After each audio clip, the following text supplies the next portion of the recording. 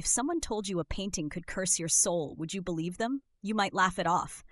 But in the quiet town of Ashwick, there's one portrait nobody jokes about. They call it her silent watch, and everyone knows its single immutable rule: never open the eyes. It hangs forgotten at the end of Rosewood Manor's grand hallway, its frame crusted with age, the faded signature at the bottom unreadable now. The subject of the portrait is peculiar but not horrifying, not at first glance. A young woman seated serenely, her face calm, her long dark hair framing delicate features, and her eyes gently closed. When newcomers see it for the first time, they usually ask the same thing. Why does the artist paint her with her eyes shut? Why leave her expression incomplete? Most shrug off the painting as odd, no more than a relic of another era. But those who stay in Ashwick long enough begin to sense something wrong about that soft smile, something that hints at the truth. Samantha Harper didn't believe in legends. She ran a small local art gallery and spent years trying to unravel the secrets of Ashwick's infamous portrait.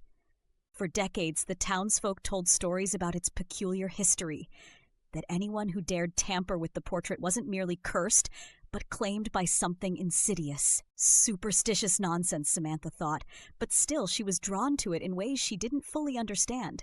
It started with dreams, strange ones. She'd see the young woman in the portrait standing in a fog-choked field, her back to Samantha.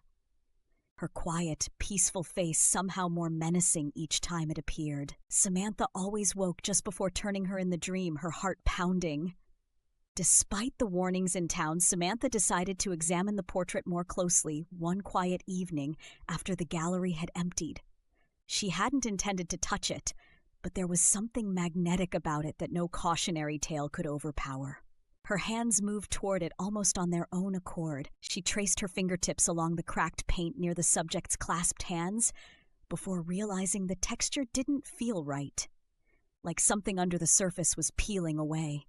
She nudged the paint gently at first, then harder until it revealed what looked like outlines of her eyes beneath the closed lids, covered up, buried.